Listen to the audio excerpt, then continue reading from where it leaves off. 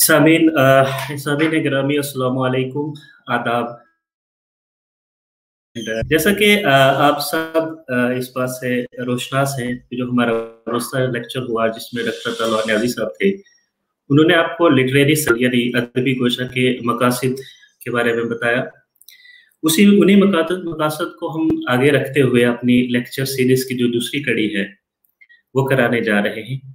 और जो हमारी लेक्चर सीरीज़ रहती है, इसमें हम किसी न किसी शख्सियत को अपनी लेक्चर सीरीज़ में मदऊ करते हैं और उनके जो अपने मतलब इल्मी तजुर्बात रहते हैं, हम उनसे मुस्तफ़ीज़ होने की कोशिश करते हैं।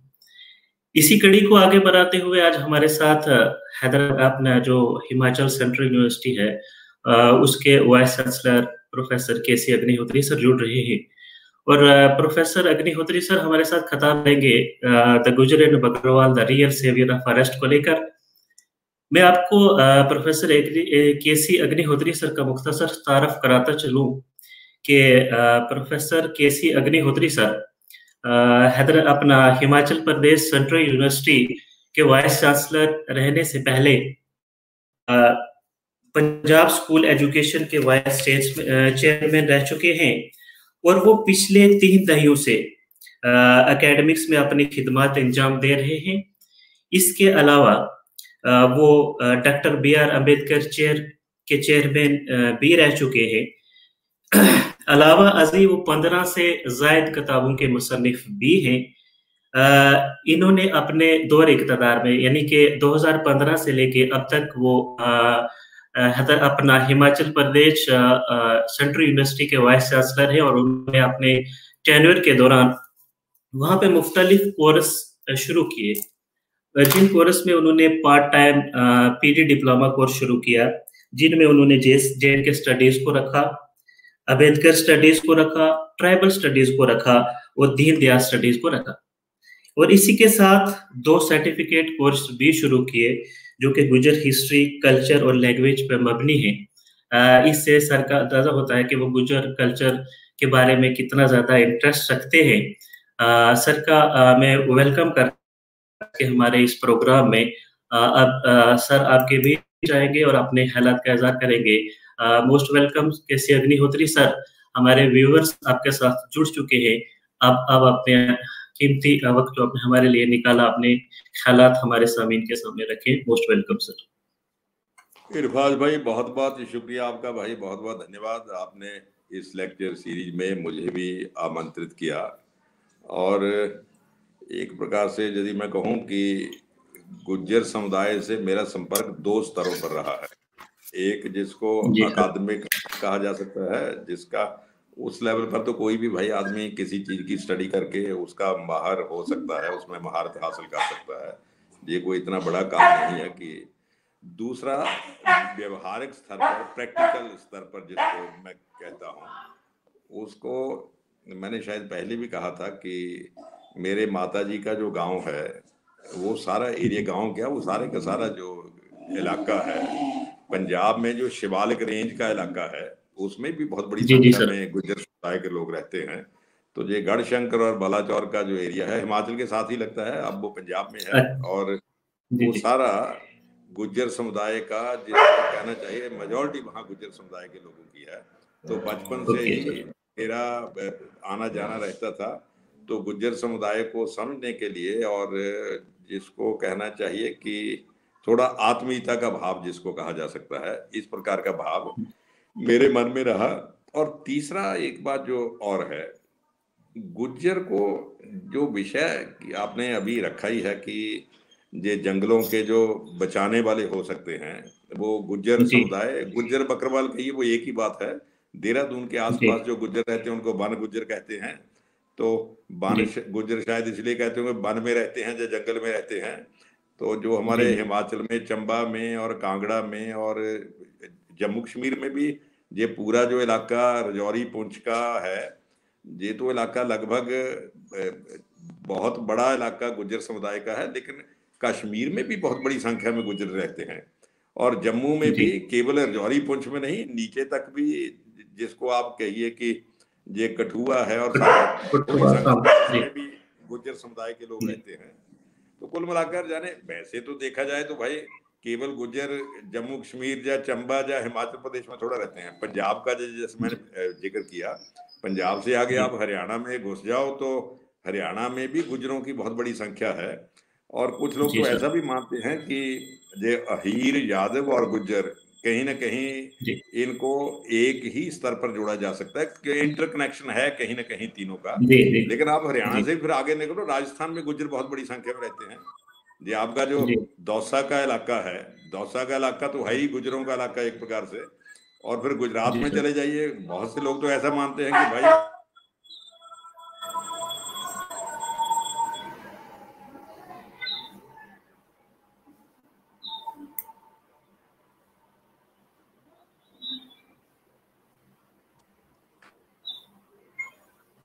अरफाज भाई 1 मिनट भाई, मैं इनको जो दोनों कुत्तों ने हल्ला मचा दिया, मैं इनको थोड़ा रोकता हूँ। जी हिस्ट्री सर। में थोड़ा पीछे जाए तो गुर्जर समुदाय का एक प्रकार से कहना चाहिए राज्य रहा है, ये प्रतिहार और ये सारे जो थे जिनका राज्य रहा। और संस्कृत की पुरानी किताबों में आप देखिए फिर तो गुर्जर समुदाय का जो भैरवशाली इतिहास रहा है जिसको कहना चाहिए। के.एम. मुंशी ने जी उसका जिक्र भी किया है, जो भारतीय विद्या भवन जिन्होंने बनाया था, के.एम. मुंशी, सर, एक चीज उन्होंने। मैं जानना चाहूंगा आपसे। हाँ सर, जो आप मतलब बाकी स्टेट्स के गुजर का मतलब डिस्कशन कर रहे हैं कि वहाँ पे भी हैं गुजर, यहाँ पे भी हैं, और इसके हाँ कंपैरिजन में जो हमारे जम्मू कश्मीर के गुजर हैं, इनका वे ऑफ लाइफ या मतलब मीन्स ऑफ लिवलीहुड सबका सेम है कि डिफरेंस है कुछ? तो देखिए, नहीं उसमें दो बातें होती है भास भाई। देखिए भाई, एक चीज जी होती है जो कुछ ट्रेड्स होते हैं जो परमानेंट वैल्यू के होते हैं, वो जी उसके जी कल्चर का हिस्सा हो जाते हैं। बाकी चीजें तो जी भाई जहां आप रहते हो बदलेंगी। मान लीजिए 10 गुज्जर कनाडा में चले गए, तो अब आप सोचिए कि जी कनाडा वाले गुज्जर भी जम्मू के गुज्जरों की तरह रहेंगे, लेकिन उनका रहन सहन सब जो है सिविलाइजेशन बदल सब जाएगी। लेकिन जो बदल मूल बदल। तो मतलब वैल्यूज हैं, जब हम जी किसी समुदाय की स्टडी करते हैं तो आमतौर पर लोग क्या करते हैं, जो बाहरी चीजें उसको देखकर अध्ययन करते हैं, निष्कर्ष निकालते हैं। लेकिन जब हम किसी समुदाय विशेष का अध्ययन करते हैं तो बाहरी चीजें तो भाई बदल जाए। आप जैसे कश्मीर के गुज्जर जो खाते पीते हैं, अब पंजाब के गुज्जर उस प्रकार का खाना पीना नहीं करते। और कश्मीर नहीं के कर गुज्जर गोजरी भाषा बोलते हैं, लेकिन अब मैं पंजाब में देखता हूँ तो वहां का गुज्जर तो गोजरी भाषा जानता ही नहीं, वो पंजाबी बोलता है। बहुत कम। और जी इसी प्रकार पूजा पाठ के तरीके बदलते रहते हैं। पंजाब के गुज्जर के और हैं, जम्मू वालों के और हैं, कश्मीर वालों का थोड़ा मिलता जुलता है। मैं इसलिए ये कह रहा हूँ भाई, कुछ चीजें जी होती हैं जो गहरी होती हैं, इन डेप्थ होती हैं, उसको हम वैल्यूज जी कहते हैं। और कुछ चीजें होती हैं जो आप कह रही हो। दूसरा एक बात और जो हमें जम्मू कश्मीर के गुज्जरों के बारे में, या फिर आपके रजौरी और जो आपका पुंछ जो इलाका है उसके गुज्जरों के बारे जी में, और हमारे चंबा के गुज्जरों के बारे में बात करें। देखिए, सिविलाइजेशन की जब हम सिविलाइजेशन की तरक्की की बात करते हैं तो शुरू में तो शायद पॉपुलेशन जो क्या गुज्जर और क्या दूसरे बहुत बड़ी संख्या में जंगलों में ही रहते होंगे, वनों में रहते होंगे। जंगल शब्द थोड़ा आजकल नेगेटिव माना जाता है, तो वन शब्द कहा जा सकता है और जी जी फॉरेस्ट कहा जा सकता है, उसमें ही रहते होंगे। लेकिन जैसे जैसे अर्बनाइजेशन शुरू हुआ, इंडस्ट्रियलाइजेशन शुरू हुआ और चीजें बदली, तो बहुत से लोग वन जंगल छोड़कर नीचे भी आ गए। लेकिन इसमें इरफान भाई एक बात का ध्यान रखना चाहिए, जो रूट्स होते हैं उससे आदमी का मोह बना रहता है। जैसे जी हमारे गुज्जर समुदाय के लोग जो पहाड़ में रहते हैं, मैं केवल पहाड़ वालों की बात करूंगा क्योंकि हमारा तो विषय भी जी यही है कि वो पहाड़ वही है के वही। जंगलों के सेवियर हैं। अब यदि कोई कहे कि जी भाई पंजाब के गुज्जर जंगल के सेवियर हैं, तो वो कोई नहीं मानेगा कि भाई साहब वो तो जंगल में रहते ही नहीं, तो सेवियर उसके कहाँ से होगा, उसको बचाएंगे कहाँ, वहां तो जंगल है ही जी नहीं। इसलिए हमारा जो चर्चा रहेगी मोटे तौर पर, जे पहाड़ में जो गुज्जर रहता है, चाहे फिर वो देहरादून में रहता हो, चाहे आपके जम्मू कश्मीर में रहता हो, अलग अलग जी स्थानों पर है। देखिए, किसी जगह पर रहने का दो प्रकार का असर होता है। एक तो होता है कि हम केवल उसमें रह रहे हैं, उससे इमोशनली अटैच्ड नहीं है। एक होता है कि हम रह रहे हैं लेकिन आसपास से इमोशनली अटैच भी हो गए हैं। जी अब जो गुज्जर है वो जंगल में या वन में या फॉरेस्ट में रहता है, क्या फॉरेस्ट के प्रति उसकी इमोशनल अटैचमेंट भी है या नहीं है, सबसे बड़ी बात यह है। मैंने जी बहुत से जो समुदाय वनों में रहते हैं या जंगलों में रहते हैं, वो पेड़ के प्रति इमोशनली बहुत अटैच्ड होते हैं। जब वो पेड़ को कोई काटता है, नीचे बड़ा आदमी जाएगा, जलंधर से अमृतसर से कोई आदमी जाएगा, दरख्त काटो तो उसको कोई बहुत ज्यादा कष्ट नहीं होगा। वो कहेगा जंगल को भाई साफ करो, इसमें अपने नई डेवलपमेंट होगी, ये होगा वो होगा, तो जंगल की क्या जरूरत है। लेकिन जो जंगल में आदमी रहता है उसके कल्चर का ताना बाना ही उसके आसपास बना होता है, वो नेचर के ज्यादा नजदीक रहता है, तो नेचर से इमोशनली अटैच्ड भी है या नहीं है, ये बहुत बड़ी बात है। मुझे लगता है, जहां तक मैं समझता हूं, गुज्जर समुदाय जो है वो नेचर से इमोशनली जुड़ा हुआ है। Nature is part and parcel of their life. जैसे भाई दिल्ली में जो आदमी रहता है वो 4 दिन के लिए आपके पुंछ में तो आ जाएगा देखने के लिए, और 4 दिन प्रशंसा भी करेगा कि बहुत अच्छा है भाई, पुंछी तो बहुत अच्छे हैं, जहाँ जंगल हैं, पहाड़ हैं, ये नदियां हैं, जो है। और सुबह उठते हैं तो सूर्य निकलता है और पक्षी कुहू कुहू करते हैं, 50 प्रकार की बातें करेगा। और ये भी कहेगा रात को सोते हैं तो भाई आसमान में तारे भी दिखाई देते हैं, नेचर के इतने नजदीक है। लेकिन वो नेचर को दूर से दृष्टा के नाते अप्रिशिएट करेगा, नेचर उसके लाइफ का पार्ट नहीं बनेगा। जो गुज्जर है या जो भी आप गुज्जर कही या दूसरे बहुत से दूसरे ट्राइब भी हैं जो वनों में रहते हैं, मैं सभी की भी बात करूं तो जो ट्राइब का आदमी है जो वन में रहता है वो अपने भीतर नेचर को फील करता है, ये बहुत बड़ी बात है। गुज्जर अपने भीतर नेचर को फील करता है, उसके लिए ये जो जंगल है, ये जो पहाड़ है, ये जो नदियां हैं, जो पक्षी बहते, पक्षी चिल्लाते हैं, जो कूकते हैं, जो जंगल में जो जानवर भी हैं, वो उसके फैमिली का ही हिस्सा है एक प्रकार से। जंगल में रहने वाला भाई, वन में रहने वाला Gujjar part and parcel of that nature, वो उसका फैमिली का हिस्सा है। और दूसरे आदमी के लिए nature is not part and parcel of their family, वो उनके लिए भोग करने की जाने उपयोगिता की चीज है। इसलिए भाई जी, जब तक हम इस गहराई से इस बात को नहीं समझेंगे तब तक हम गुज्जर की जो मूल वैल्यूज हैं, वैल्यूज में डिफरेंस कैसे है भाई। कई लोग पूछते हैं कि अग्निहोत्री जी आप क्या बात करते हो, गुज्जर की ह्यूमन वैल्यू सेपरेट होगी, जलंधर पढ़ोगे कि सेपरेट होगी। मैंने उनको एक उदाहरण दिया, मैं वो गुज्जरों से भी ताल्लुक रखते। राजस्थान में एक बिश्नोई लोग रहते हैं, आप शायद जानते होंगे, राजस्थान में हरियाणा में भी हैं। बिश्नोई जो रहते हैं उनका नेचर के प्रति इतनी अटैचमेंट है कि कोई उनका पेड़ काटता है तो वो उसके लिए मरने मारने के लिए तैयार हो जाते हैं। तो उस इसका अर्थ हुआ उन्होंने नेचर को अपनी फैमिली का हिस्सा माना हुआ है। गुज्जर समुदाय के लोग भी जो नेचर के आसपास रहते हैं उनके 3-4 गुण दुनिया भर में आपको मिलेंगे। दुनिया भर में इसलिए कहता हूं कि दुनिया में और भी लोग भी बहुत से जंगलों में रहते हैं, वो मोटे तौर पर छल कपट से दूर होंगे। छल कपट जो लाइफ का हिस्सा है, ये अर्बनाइजेशन का और इसको कहना चाहिए नगरीकरण का हिस्सा है। जो आपको जंगल में रहने वाला आदमी मिलेगा उसमें फिर आप गुज्जर को रखिए चाहे और ट्राइब को रखिए, संथाल हैं और बिहार में संथाल हैं, बंगाल में बहुत से ट्राइब हैं जो जंगलों में रहते हैं। ये आप नॉर्थ ईस्ट में चले जाइए, आपको अरुणाचल प्रदेश में, मेघालय में मिलेंगे। जो जंगल में आदमी रहता है, वन में रहता है, जो मेरी ऑब्जर्वेशन है एक प्रकार से कहना चाहिए, वो आपको मैदानों के इलाकों की बजाय कंपैरेटिवली ईमानदार मिलेगा, छल कपट से रहित मिलेगा, मन का साफ मिलेगा, जिसको आजकल भोला कहा जाता है ना, जो मन में है वो बता देगा। बहुत ज्यादा ये बीमारी जो छिपा कर रखने की ना जी, भाई अंदर कुछ है और बाहर कुछ है, और आप 6 साल किसी के साथ रह लो तब नहीं पता चलता कि ये अंदर से क्या है बाहर से क्या है। लेकिन जो जंगल में आदमी नेचर के पास रहता है वो आपको, जिसको निश्छल कह सकते हैं कि बिना छल के, और वचन निभाने वाला मिलेगा। यदि आपको उसने वचन दे दिया है तो वो उस पर दूर तक जाएगा। मैं एक बार नॉर्थ ईस्ट में था, एक हमारे वहां के ट्राइब के मित्र हैं, तो मैंने वैल्यूज की बात हो रही थी, मैंने कहा भाई हमारे नीचे के इलाके में, जिसको कहना चाहिए मैदानी इलाकों में, बातचीत में भी किसी को वचन दे दिया है तो उसके लिए बहुत ज्यादा मर मिटना है, जो उसका पालन करना है, इस प्रकार की बहुत ज्यादा कोई टेंशन नहीं होती। वो कहता है हमारे जहां तक ये परिवार के खानदान की इज्जत का ही प्रश्न पैदा हो जाता है कि यदि हमने किसी को वचन दे दिया है उसको पूरा ना करें फिर तो ये पूरे खानदान की इज्जत का प्रश्न हो जाता है। ये आपको, यदि आप गुज्जरों का गहराई से अध्ययन करेंगे तो ये आपको गुज्जर समुदाय में भी सारे प्रमाण मिलेंगे।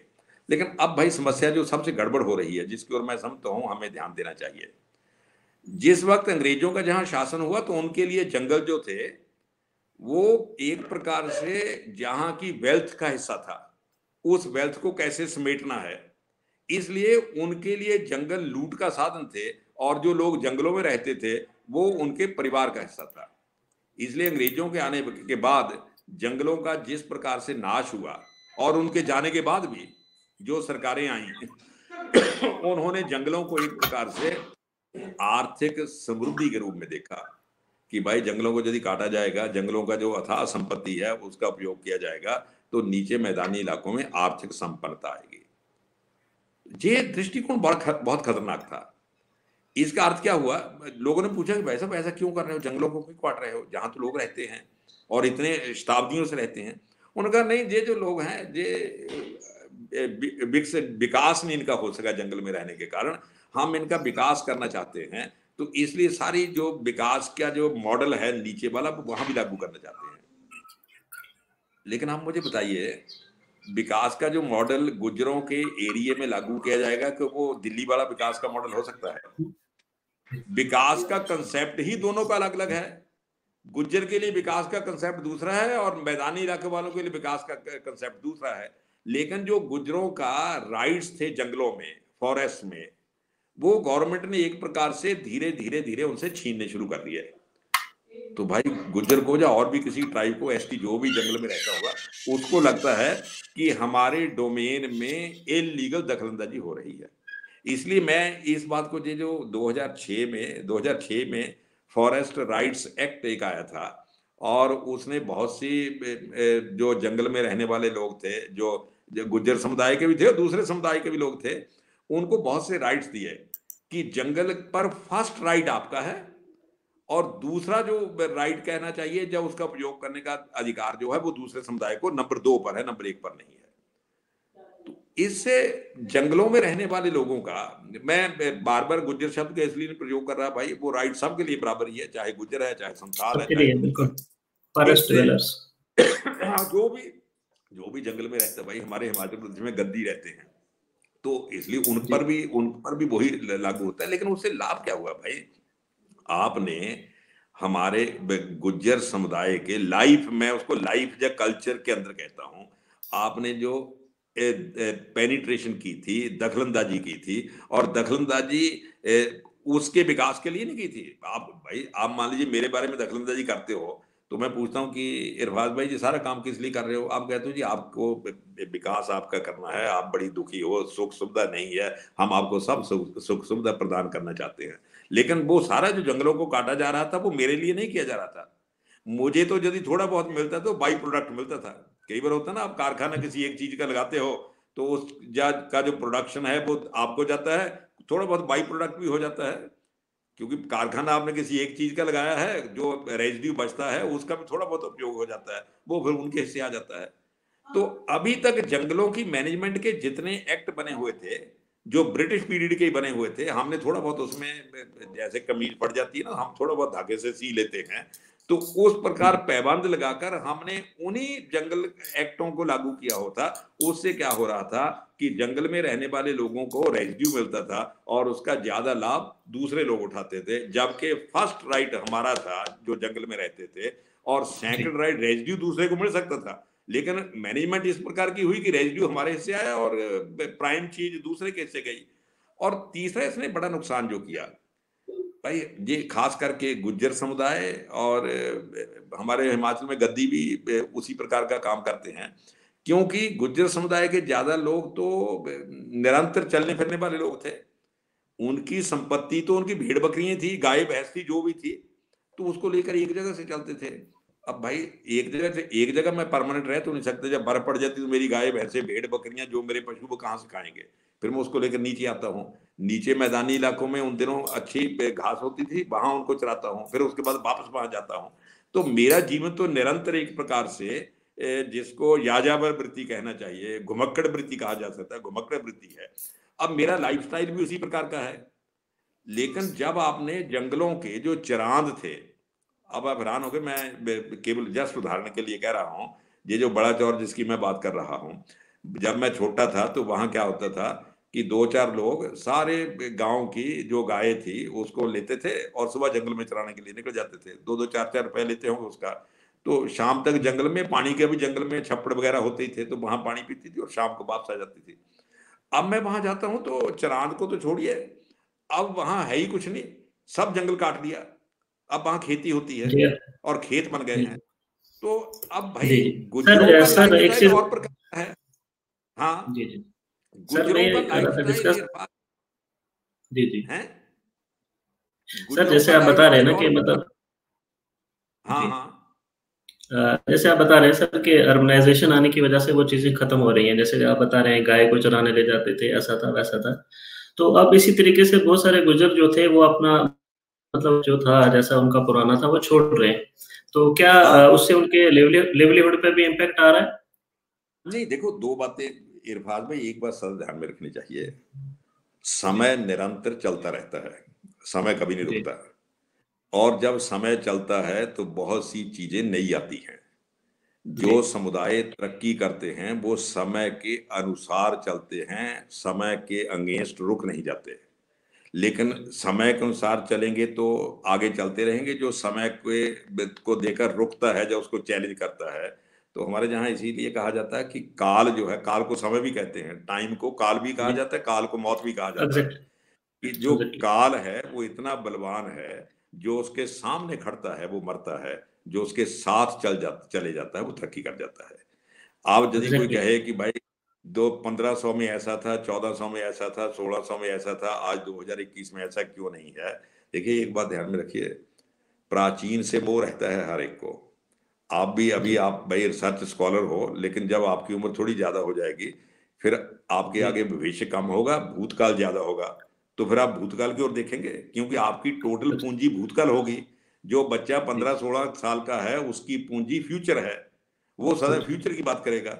लेकिन जब मैं 70 साल का हो जाऊंगा तो मेरी जो पूंजी है, मेरी प्रॉपर्टी है, वो मेरा भूतकाल है।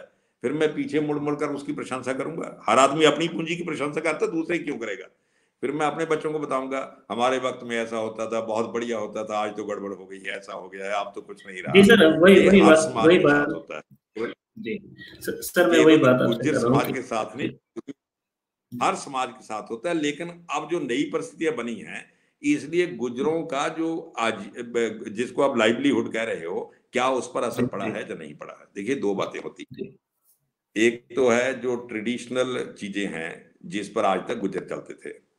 अब गुज्जरों के बहुत बड़े समुदाय ने, या नई जनरेशन ने कहना चाहिए, उन्होंने नई स्थितियों को देखते हुए लाइवलीहुड के नए नए साधन अडॉप्ट करने शुरू कर दिए। और बहुत जगह तो, पंजाब में तो मोटे तौर पर स्थायित्व तो आ गया है। अब वहां गुज्जर नॉर्मल्स जी नहीं है जो घूमते फिरते हैं, वो तो प्रैक्टिकली एक जगह सेटल हो गए, मकान है, खेत है, जब बिजनेस है, जो भी करते हैं जैसे बाकी लोग करते हैं।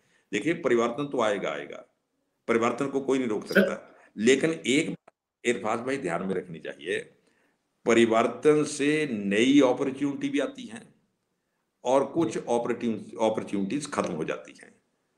जी वही समाज जिंदा रहता है जो परिवर्तन को देखकर उसकी स्किल्स। देखता हूँ आप गुज्जरों के बहुत से लड़के, भाई आप लोग रिसर्च स्कॉलर हो, क्या आप सोचते हो कि 300 साल पहले कोई गुज्जरों के बच्चे यूनिवर्सिटी में जाकर इस प्रकार पढ़ सकते थे? क्योंकि आप लोगों ने निर्णय किया कि जैसा समय चल रहा है हमें उसके साथ साथ चलना चाहिए। लेकिन बस एक जी बात ध्यान में रखनी चाहिए, समय के साथ चलते रहना चाहिए, लेकिन रूट्स को कभी नहीं भूलना चाहिए। सर वही रूट्स का वही मेरा चीज मतलब, जिससे जी। हाँ, तो ये बहुत क्या बड़ी सर बात है। आपको ये। जी जी सर क्या आपको देखने में आ रहा है कि मतलब इस मॉडर्नाइजेशन के साथ गुजर अपने ट्रेडिशन को या अपनी लैंग्वेज को छोड़ रहे हैं?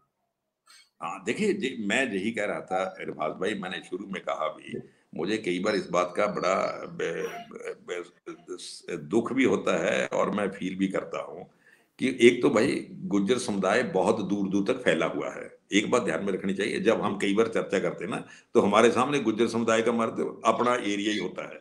लेकिन जब हम इन जी टोटलिटी में बात करेंगे, देख बात करने के दो ही तरीके हो सकते हैं। या तो हम बात करें कि चंबा के गुज्जर, पुंछ के गुज्जर, राजौरी के गुज्जर, कश्मीर के गुज्जर, जम्मू के गुज्जर, या फिर हम बात करें गुज्जर समुदाय को इन टोटलिटी लेकर। यदि इन टोटलिटी बात करेंगे तो व्यापक बातें आएंगी। यदि केवल एक जगह के गुज्जरों की बात करेंगे, फिर तो एम्पीरिकल स्टडी करके हम निकाल लेंगे कि भाई इतने परसेंट गुज्जर तो अभी भी घूमते फिरते हैं, इतने % सेटल हो गए हैं, इतने % खेती में चले गए हैं, इतने ने बिजनेस कर लिए, इतने प्रोफेसर लग गए हैं, उन्होंने अपना पुराना काम छोड़ दिया है। वो एम्पिरिकल स्टडी सोशल साइंसेज में लोग करते रहते हैं।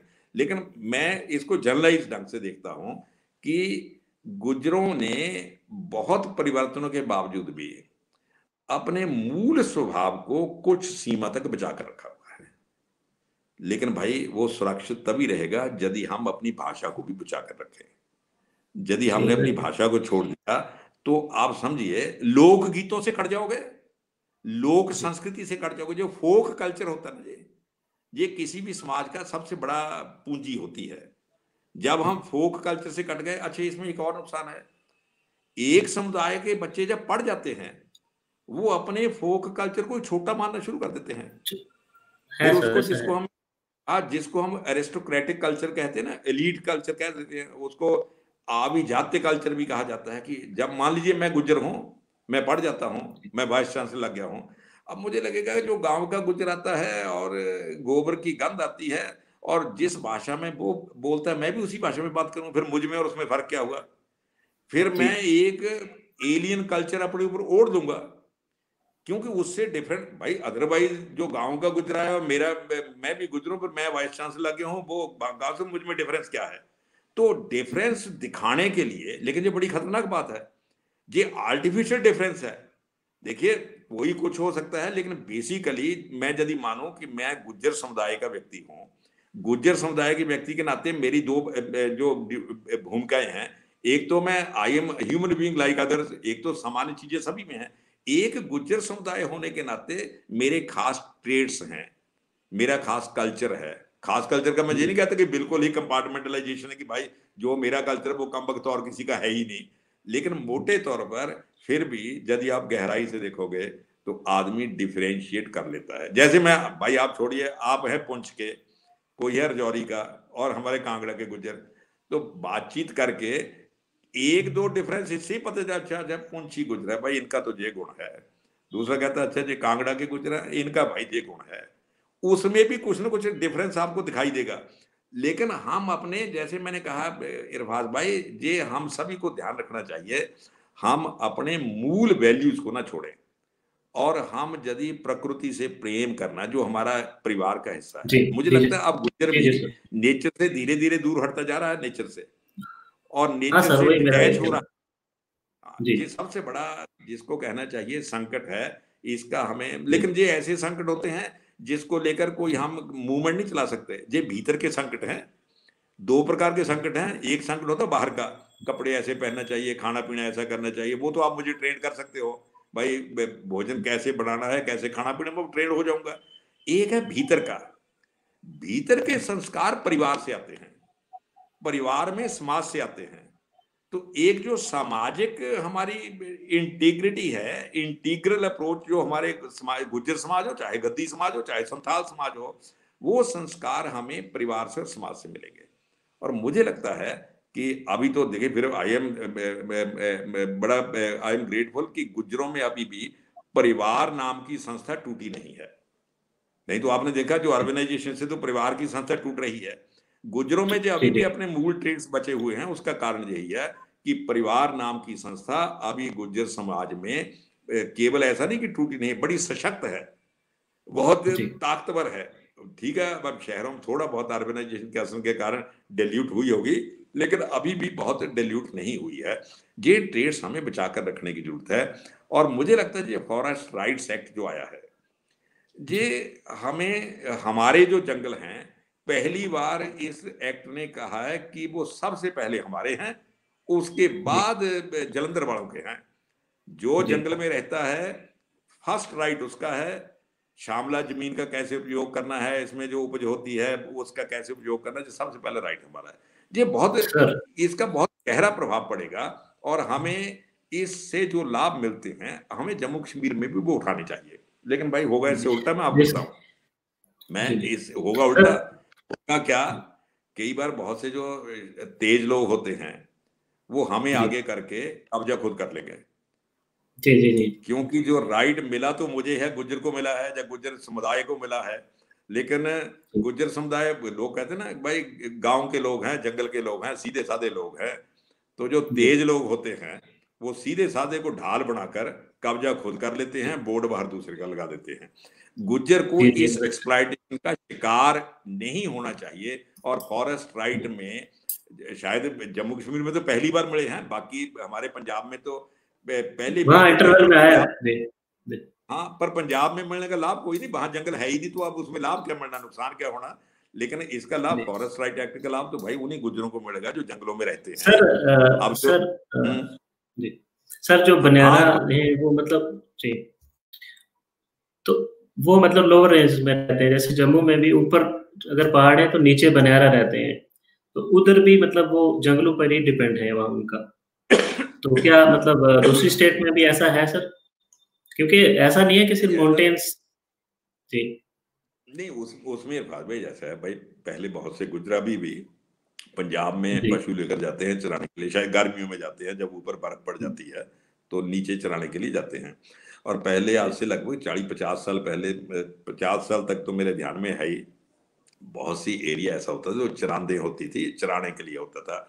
और गवर्नमेंट ने छोड़ी भी हुई होती थी कि जहाँ लोग चराने के लिए आएंगे। तो अब ज्यादा खेत बन रहे हैं, और जो इस प्रकार की शामलात, उसको पंजाब में शामलात जमीन कहते हैं कि गांव की शामलात जमीन है, इस ये किसी आदमी की नहीं है, किसी व्यक्ति की नहीं है, सबके लिए साझी है। तो वहां गाय जी भैंस लेकर लोग पशु चराने के लिए गांव के भी जाते थे। लेकिन अब दिक्कत क्या आ रही है, पंजाब में तो पशु रखना लगभग बंद ही हो गया है। जब से ट्रैक्टर आ गया है तो किसानों ने भी पशु रखना बंद कर दिया है, पशु का काम ट्रैक्टर ही करता है। तो जो शामला जमीनें थी, पंचायत उसको नीलाम कर देती है खेती के लिए, अब वहां खेत बन गए हैं। अब जब ऊपर से गुज्जर समुदाय के लोग आते हैं पशु लेकर, तो उनको नीचे, मतलब साल भर पहले मान लो मैं आया अपने 100-200 पशु लेकर, तब तो मैंने उस चरांद में जी या आसपास जो भी स्थान थे परमानेंट, भाई गुज्जर कोई आज से थोड़ा जा रहे हैं, परमानेंट सालों से जा रहे हैं, उनका एरिया भी फिक्स होता था कि जहाँ आएंगे। अब मैं साल बाद गया तो वहां भाई खेत बना हुआ है और जी पंचायत ने उसको नीलाम कर दिया है। ये समस्याएं आ रही हैं। लेकिन सबसे बड़ी देखिए, पंजाब में तो चलिए भाई, जैसे मैंने कहा कि जंगल नहीं, लेकिन सबसे बड़ी बात क्या है कि जहां गुज्जर रहते ही हैं, जैसे चंबा में रहते हैं, जम्मू कश्मीर में रहते हैं, यदि वहीं के जी जंगल कटने लगे, वहीं की जी चरांद समाप्त हो गई, वहीं की चरांद पर जी आपने 10 मंजिले वो बनाने शुरू कर दिए, क्या नाम इसका, अपार्टमेंट बनाने शुरू कर दिए, जी तो फिर जी आप समझिए कि जहां से मूव करना है, यदि वहीं गड़बड़ हो जाएगी तो मूव करके जाना कहाँ है। इसलिए ये जी संकट बहुत बड़ा गुजरों के आगे आ रहा है। अब देखिए इसके, मैं समझता हूँ फॉरेस्ट राइट एक्ट एक राइट डायरेक्शन में देता है, लेकिन एक बात मुझे इरफान भाई लगती है, जी जी ये जी सर मानकर हमें चलना चाहिए कि परिवर्तन बड़ी तेजी से हो रहा है। हमें जी अपने नई जनरेशन को नए स्किल्स में भी अभी से ट्रेंड करना शुरू करना चाहिए, क्योंकि यदि हम उनको अभी से नए स्किल्स में ट्रेन कर लेंगे तो वो तुरंत, एक अपॉर्चुनिटी छिनेगी तो तुरंत दूसरी अपॉर्चुनिटी में तुरंत प्लंग कर जाएंगे। यदि जी पुरानी अपॉर्चुनिटी छिन गई और नई के लिए हमने उनको तैयार ना किया, तो आप समझ लो संकट बढ़ जाएगा। और मुझे कई बार बड़ी अगर प्रसन्नता होती है, हमारे जहाँ तो आमतौर पर क्या कहा जाता है कि गुज्जरों के लड़के पढ़ते नहीं, लेकिन मुझे बड़ी खुशी होती है जब मैं देखता हूँ कि गुज्जर समुदाय के बच्चे पढ़ते ही नहीं, केवल आगे बढ़ रहे हैं। इसका मतलब उन्होंने ये अंदाजा लगा लिया है कि पुराने जो अपॉर्चुनिटी जब खत्म होगी तो तुरंत प्लान करना चाहिए नई अपॉर्चुनिटी के लिए। तो हमें जी अपने समाज को उस ढंग से, लेकिन फिर भी मैं अपनी बात कहते भाई अब समय भी काफी हो गया, मैं अपनी बात खत्म करूंगा एक जी बात कह के कि जी जी जो जंगल अभी भी, क्योंकि जम्मू कश्मीर में तो अभी भी बड़ी संख्या में जंगल हैं ही, उस जी जी जंगल में पहला राइट हमारा है। इसके लिए जो हमें अधिकार मिले हैं, हमें उसका उपयोग करना चाहिए और उसके लिए प्लानिंग करनी चाहिए। और खास करके जो पढ़े लिखे युवा हैं, उनको इसके लिए प्रोजेक्ट बनाने चाहिए कि हम इसका कैसे जी उपयोग कर सकते हैं, अवेयरनेस ताकि जरूरी है सर। उस एक्ट, हाँ, उस एक्ट के आधार पर दूसरे लोग ना कब्जा कर ले और नाम हमारा चलता रहे। होता ना, लोग भाई बाहर बोर्ड लगा देते हैं कि रामलाल बरसांस, अंदर दुकान श्यामलाल की होती है। तो इसलिए जी जी जिसका सर बोर्ड लगा हुआ है, अंदर दुकान भी उसी की हो, ये हमें ध्यान रखना पड़ेगा। नहीं तो अदरवाइज, जिसको शार्क कहते हैं ना, बड़े बड़े शार्क मछलियां हैं, वो छोटी मछलियों को जी खाती जी हैं। तो ये राइट जो हमें अधिकार देता है, उसका हमें सही कंटेक्स्ट में लाभ उठाना चाहिए।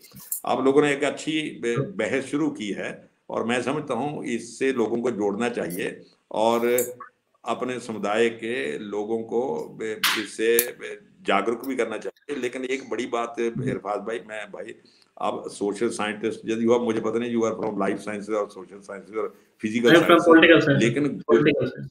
हाँ पॉलिटिकल साइंस से मुझे अच्छी बात है भाई। तो इसके लिए जी हमें गुज्जरों की हिस्ट्री को जी रीराइट करना चाहिए, और जरूर। एक जिसको कहना चाहिए glorious historical history of Gujjar, उसको जी हिस्ट्री के कोर्स का हिस्सा भी बनाना चाहिए। जो हम हिस्ट्री जी पढ़ा रहे हैं किताबों में, जी उसमें जी गुज्जर हिस्ट्री को भी हिस्सा बनाना चाहिए, ताकि पता जी चल सके, आगे आने वाले समुदाय को पता चल सके कि गुज्जर समाज का इंडियन हिस्ट्री में कितना बड़ा योगदान रहा है। थैंक यू इरफाज भाई, बहुत बहुत धन्यवाद। जी टाइम हो गया सर। एक दो चीजों पे हम इंफॉर्मेशन लेना चाहेंगे आपसे। जैसे आप मतलब ये हमारे साथ डिस्कस करेंगे सर। जैसे मतलब हिमाचल प्रदेश में तो J&K से पहले फॉरेस्ट एक्ट इम्प्लीमेंट हुआ था, तो वहां पे मतलब किस हद तक जो है वहां के गुजर जो है उससे बेनिफिटेड हैं, और वहां पे जो मतलब जी जहाँ कमियां तो रही। जी वहां पे नहीं, जो कमियां हमारे रही हिमाचल क्या वो प्रदेश जम्मू में तो भाई कश्मीर में। जी नहीं, हिमाचल प्रदेश में तो एक इरफाज भाई समस्या दूसरी आ रही भाई। जहाँ तो 80% जंगल ही है, हिमाचल में तो अच्छा। लगभग सारा जंगल ही है। इसमें तो समस्या ये आ रही, केवल गुज्जर समुदाय नहीं, बाकी भी जो लोग हैं, जब जी जंगल में कोई प्रोजेक्ट लगाना होता है, मान लीजिए आपने ये यूनिवर्सिटी खोलनी है, तो यूनिवर्सिटी के लिए जमीन चाहिए, और जमीन कहाँ से आएगी? यदि तो नॉन फॉरेस्ट लैंड हो, फिर तो जमीन गवर्नमेंट उसको ट्रांसफर कर देती है नॉन फॉरेस्ट लैंड को। लेकिन अब जहां है फॉरेस्ट लैंड, और फॉरेस्ट लैंड को स्टेट गवर्नमेंट और फॉरेस्ट राइट एक्ट के कारण ट्रांसफर नहीं कर पाती। जी उसमें है कि पहले तो जो इलाका जंगल का है, वहां जो गांव हैं, उनकी ग्राम सभा रेजुलेशन पास करे कि हम ये जमीन देने के लिए तैयार हैं। तो पहले जी तो जी वहीं झगड़ा शुरू हो जाता है। पर चलिए फिर जी जब लगता है कि डेवलपमेंट हो रही है तो लोग करते हैं। उसके बाद शुरू होता जी है कि वो जो जंगल का एरिया है, उसमें जब कंस्ट्रक्शन होगी, तो जो लोग वहां रहते हैं, जैसे मान लो गुज्जर ही रहते हो, हम गुज्जरों की बात कर रहे हैं तो गुज्जर ही मानकर चले, उनके जी लाइवलीहुड को, उनके मकानों को, उनके जो नुकसान होगा उसकी भरपाई, उसके लिए हिसाब किताब है। जंगल जितने कटेंगे, जंगल मतलब वृक्ष कटेंगे, पेड़ कटेंगे, उतने जी जंगल लगाए कहाँ जाएंगे? और उसका पहले हिसाब देना पड़ेगा कि साहब जहां से 15 जंगल मान लो पेड़ कटते हैं, तो शायद 3 गुना लगाने पड़ते हैं, तो 45 पेड़ नॉन फॉरेस्ट लैंड पर लगाए जाएंगे। ऐसा नहीं कि फॉरेस्ट वहां तो पहले जंगल है तो वहां क्या लगाना है। तो एक पूरा प्रोसीजर है, उसके कारण जंगलों का विनाश रुका है। लेकिन जैसे मैंने कहा भाई, कि बहुत से लोग इस एक्ट जी का भी लाभ, जिसको जी वो होता है सर जी कि आपने सर दरवाजा बंद किया तो कई बार रोशनदान खुल जाता है, लोग उधर से घुसपैठ कर जी लेते हैं। तो रोशनदान जी बंद करने की भी जरूरत है। लेकिन आपके जम्मू कश्मीर में तो वो झगड़ा ही नहीं था, क्योंकि जब एक्ट ही नहीं लागू था, तो फिर तो आप जी कुछ जी भी कर सकते हैं। यदि गवर्नमेंट जंगलों को नहीं बचाना चाहती, तो आप किसी को भी, ये भाई जो जम्मू में खास करके, जम्मू का मतलब मैं जम्मू सिटी की बात नहीं करता, पूरा आपका पुंछ ही है जो जहां आप रहते हैं। तो आप जी खुद देखिए कि 20 साल 25 साल पहले पुंछ की क्या हालत थी, अब क्या है। मैं कई बार जी इधर डोडा किश्तवाड़ रामबन की ओर जाता हूँ, तो जहां से सड़क निकल जाती वहां जंगल भी साफ होना शुरू हो जाता है। तो जी इसलिए आप ये फॉरेस्ट एक्ट जो आ गया है, उससे हो सकता है जंगलों का बहुत सीमा तक बचाव हो, क्योंकि हिमाचल में जो जंगल सर इतने बचे हुए हैं, वो केवल इसी के कारण बचे हुए हैं कि जंगल को आप छेड़छाड़ करना मुश्किल है।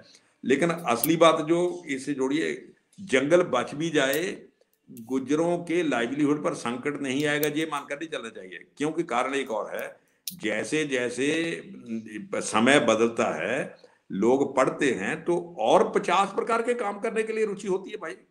मान लीजिए मैं जी गुज्जर ही हूं, जी मेरे फोर फादर पिछले 100 साल से पशु चरा रहे हैं। अब आपने मुझे गलती से पीएचडी करवा दी पॉलिटिकल साइंस की।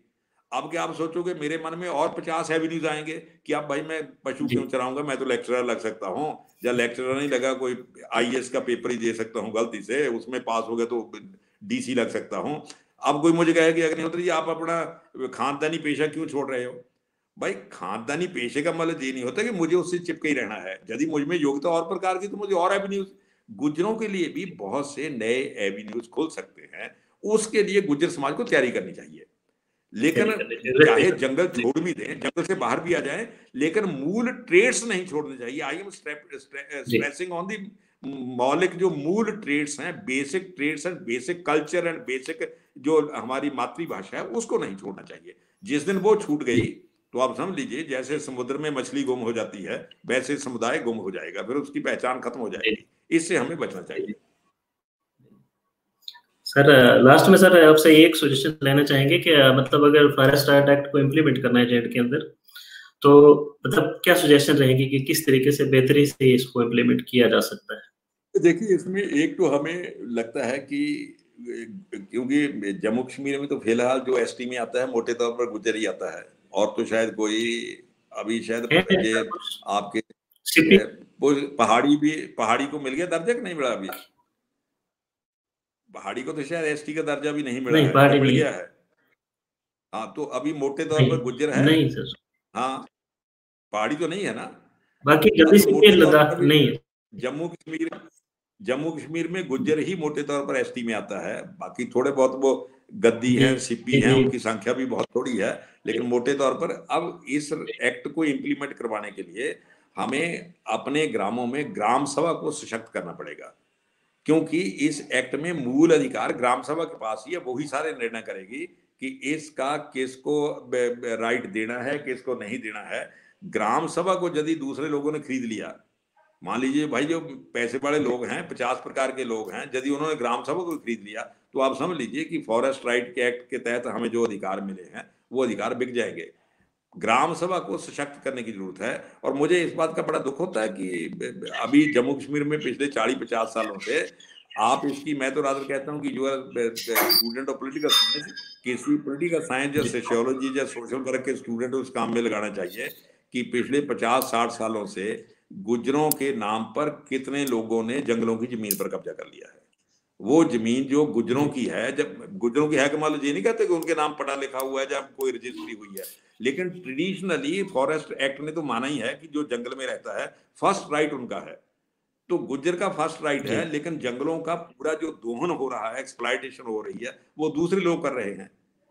गुज्जर जंगल का एक्सप्लॉयटेशन नहीं करेगा, गुज्जर जंगल से उतने लेगा जितनी उसको जरूरत है, लेकिन बाहर का आदमी एक्सप्लॉयटेशन करेगा। तो इसलिए ग्राम सभा शुड बी मोस्ट, जो कहना चाहिए, forceful, and the concept of gram sabha should be strengthened in villages. यदि ग्राम सभा ताकतवर होती है तो आप इस एक्ट को लागू करवा सकते हो। ग्राम सभा नहीं ताकतवर होगी तो आप समझ लीजिए रोशनी एक्ट बन जाएगा। ठीक है, ठीक है इरफाज भाई, बहुत अच्छा लगा भाई सर। तो जी सर, हमें भी बहुत अच्छा लगा सर। आपने हमारे लिए, जी आपने हमारे लिए अपना कीमती वक्त निकाला। We are highly to you sir. बहुत बहुत शुक्रिया सर हमारे साथ जुड़ने के लिए।